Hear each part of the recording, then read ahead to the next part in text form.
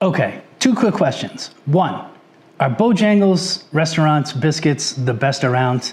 And B, oh, I get it. Can we make them at home? Let's find out. Let's find out. I'm Dave. You're watching Dave Taste Buds, and welcome back. I've got a great episode today. It's an actual viewer inspired by a comment episode. I had someone named Jesse shot me a comment. Thank you, Jesse, for that. About a restaurant called Bojangles and how delicious their biscuits are. Now look, I'm up here in Massachusetts. There are no Bojangles up here. In fact, I've barely even heard of it, and I've certainly never even seen one in my travels, which I do not do much. It kind of inspired me to look into Bojangles, and apparently they are known for their biscuits. So I did some digging on the internet, ChatGPT, thank you very much, and found the recipe for Bojangles biscuits, and that's what we're gonna make today. Let's get into it. So the first thing we're gonna do is take a look at what we're gonna need.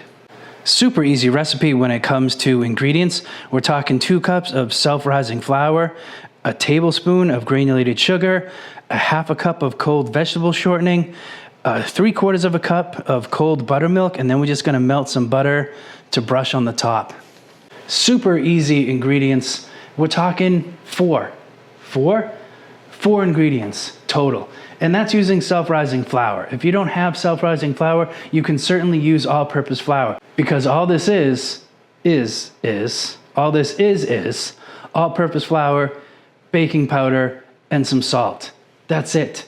I'm gonna put in the description below what you need. It's just a leavening agent, that's all you need. So I'll put down below, if you don't have this, you can use all-purpose flour and those other 2 ingredients, and it's gonna come out just fine.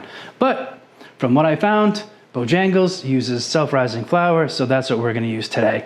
They also use shortening, which, again, is arguably the subpar ingredient to use over butter if you like a buttery biscuit. I'm just going by the recipe that I got. So there's many different recipes. A lot of people make their biscuits differently. So today, we're using self-rising flour and shortening. And we're using buttermilk today. I mean, you could get away with using regular milk. So, if you don't have all these exact ingredients, anyway, I'm rambling, let's get into it. We're gonna start off by taking our flour, taking our sugar, and just adding that in. One quick thing about flour, when you're measuring it out, technically you're not supposed to take your cup measure and stick it in the flour and just scoop it out that way, because it kind of packs it down and adds actually more flour than you really need. You should really scoop it and then just slide the spoon across the top and get it level. That way you're getting an actual cup's worth without really packing it down. I don't know. You could even use a digital scale, but what are we, Bill Nye the Science Guy? I mean, I'm not. I'm not breaking out a digital scale to make biscuits. So I got 2 cups of flour here. I got our tablespoon of granulated sugar, and we're just gonna whisk this together just to get it incorporated. That's as easy as that. That is going in our bowl. Looking good. And then we're gonna take our shortening. We're gonna add our shortening to the bowl also. Now, you're gonna wanna have your shortening nice and cold. It's just gonna help it kind of stay together. You don't want to incorporate your shortening too much. If you're using butter, same thing. If you have one of these cutters, go ahead and use it. You could also use a fork. And we just want to kind of smash this up. We just want to get our shortening into pea size. That way it's going to help with the flakiness. You might ask, why not use butter? I mean, this is a classic fast food recipe, I would have to imagine, because shortening is cheaper than butter. And they're always looking for a way to save money. It also makes for a taller biscuit. And because the flavor is just really neutral, it doesn't have that butter flavor, we're using buttermilk. And by the time we brush a little butter on the top, they're gonna be delicious. So that's really all you want. You just wanna kind of give it a quick rough chop. I got that cutter off of Amazon, by the way, where I get this and this and this and this. Pretty much everything I use, I get off Amazon. So I also have an Amazon storefront. If you want to click right here, I'll put it in the description below. It's going to bring you to my Amazon storefront. Everything that I cook with is there. My lighting is there, camera stuff, everything is there. So if you ever want to get any of this stuff that I've been using in this episode or any of my episodes, just click that and it'll bring you right to it. So there we go. We got our flour, we got our shortening in there.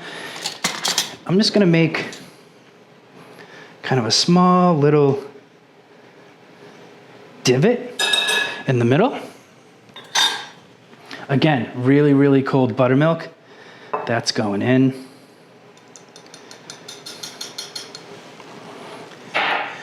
And we really just want to kind of fold it in, almost like you're making pasta, but we're certainly not. Now you don't want to overwork this either. You just want to kind of just get it in there till it just starts to get a little bit shaggy. Shaggy. We're not even going to mix it in all the way so that all of the flour gets incorporated, because then we're going to turn this out onto our surface. There we go. That looks good. That off of there. Get in there. So we're going to roll this out here. There we go. See how we got some loose flour? If one of the big complaints with biscuits is that they're dry, and the reason for that is there's simply just too much flour in there. So we don't want to add any more flour than we need to. And we just want to kind of just don't overwork it, certainly don't knead it, just kind of get everything together.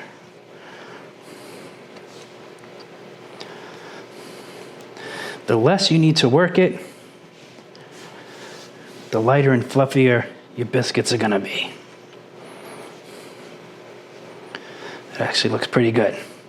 So we're going to form this into a rectangle, and want to get our rectangle about 1/2 inch to 3/4 inch. And again, we're not going to go crazy measuring this. We're not going to put a ruler up against this.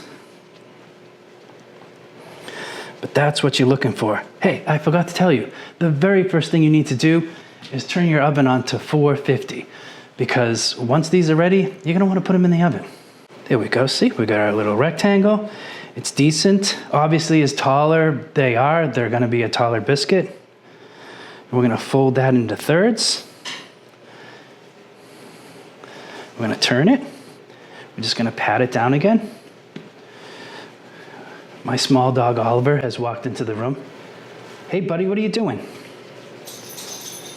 Oh, I know. It's cold outside, huh? By the time you're seeing this, it'll be 2 weeks after that big snowstorm we had that just almost took over the entire country. And it is freezing up here in Massachusetts. It's very much single digits today. It's a perfect day for some biscuits. There we go. That's looking good. In fact, I'm going to pat this down a little bit more. And by folding it, you're just going to incorporate more layers, more fluffiness.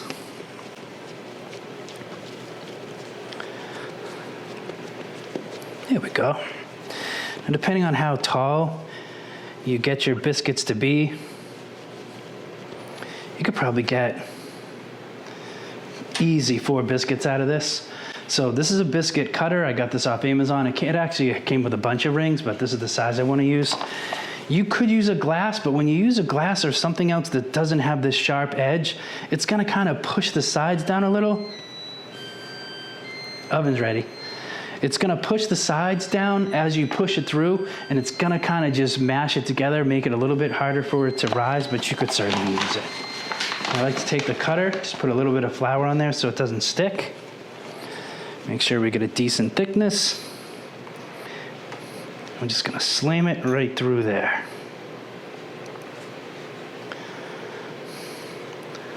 It's like I'm going to try to sneak 4 out of here to start anyway.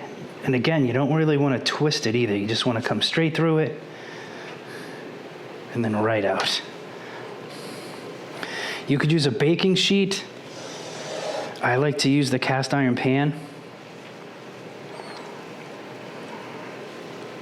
And you're gonna wanna put your biscuits, I'm hoping you get a shot of this. You're gonna wanna put your biscuits right up against the edge. I'll show you when I'm done. Right up against the edge of the pan and just about barely touching each other too. Very nice, that looks like a nice tall one. Because what you want to what you're looking to do is as they rise, you want to have something for them to kind of touch that kind of helps them grow. All the little biscuit tricks. Get that one right up against the edge. This is certainly not wasted. We're going to take this.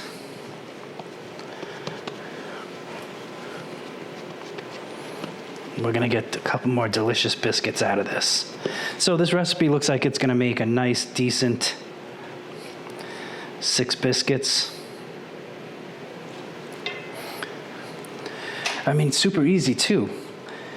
With all this, impress your friends. Don't grab that Pillsbury stuff out of that little can where the edges pop up. You know what I'm talking about. As fun as it is to whack that can, have it kind of pop open. Same thing, we don't want to be careful not to overwork it, but I still want to get one more out of here. So see that? This is what you want. If you have more, obviously put them in, but you want to get them kind of touching the edge and just about touching each other. Perfect. So I got my oven preheated at 450, like I said. I'm gonna pop these in for 12 to 15 minutes. And as much as you want to get them kind of that brown looking biscuit, yeah, if you overcook them, they're gonna dry out. There's another reason they could be dry. So I'm gonna try to time this perfectly. I'm gonna get a little color on them, then we're gonna brush them with butter. So sit tight, I'll be right back. Our timer has gone off. Let's check out these biscuits.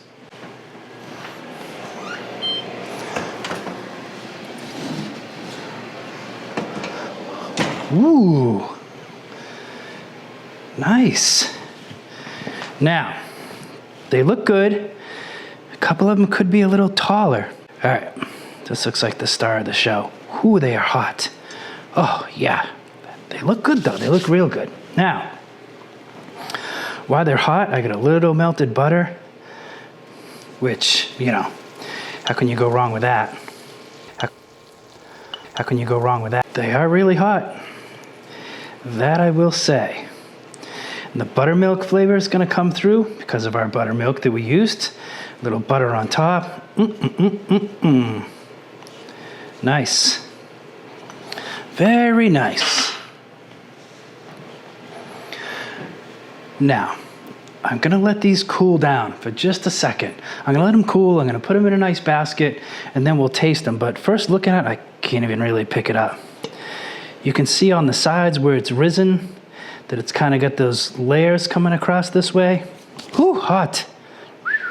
Yeah, I can't get into these right now. All right, give me a second. Okay, they've cooled down just a little, and they actually look really good. Let's see, let's take a look. Hopefully get a good shot of that. Ooh, yeah. Oh yeah, still kind of moist in the middle. They got a nice layering on the inside.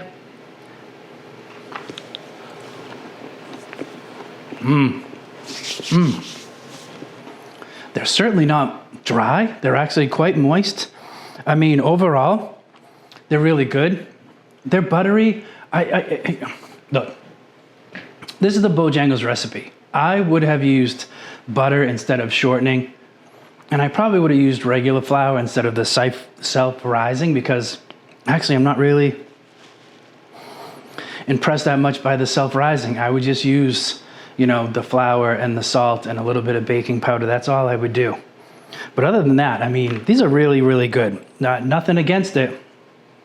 They are great. So thanks for watching all the way to the end. Please subscribe, hit that like button so that this gets out to more people and my other videos get out there too. So I got a next video up here that YouTube thinks you should check out, so check that one out. So after you're done liking, commenting, and subscribing and watching these videos, go cook something.